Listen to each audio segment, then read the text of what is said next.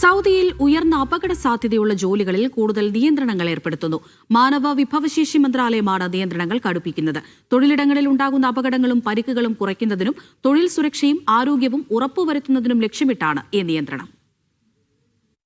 രാജ്യത്തെ തൊഴിൽ അന്തരീക്ഷം മെച്ചപ്പെടുത്തുന്നതിന്റെ ഭാഗമായാണ് നീക്കം. ഉയർന്ന അപകട സാധ്യതയുള്ള തൊഴിലുകളിൽ ജോലിയെടുപ്പിക്കുന്നതിനുള്ള നിയന്ത്രണങ്ങൾ മാനവ വിഭവശേഷി സാമൂഹിക വികസന മന്ത്രി എഞ്ചിനീയർ അഹമ്മദ് അൽ രാജിഹി പുറത്തിറക്കി.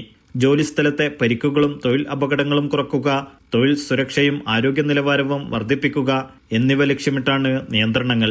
തൊഴിലുകളെ തരംതിരിച്ചാണ് നിയന്ത്രണം. ലൈസൻസ് അനുവദിക്കുന്നതുൾപ്പെടെ സംയോജിത നിയന്ത്രണങ്ങളും ചട്ടങ്ങളും രൂപീകരിക്കും. തൊഴിലാളികൾക്കാവശ്യമായ ആരോഗ്യപരവും സാങ്കേതികവുമായ അറിവും വൈദഗ്ധ്യവും ലഭ്യമാക്കുന്നതിനും പദ്ധതി വഴി ലക്ഷ്യമിടുന്നുണ്ട്. പൊതു സ്വകാര്യ മേഖലകളിലെ എല്ലാ ജീവനക്കാർക്കും തൊഴിലാളികൾക്കും നിയന്ത്രണത്തിലെ വ്യവസ്ഥകൾ ബാധകമായിരിക്കുമെന്നും മന്ത്രി വ്യക്തമാക്കി. Naushad Irikkur, media 1, Dammam.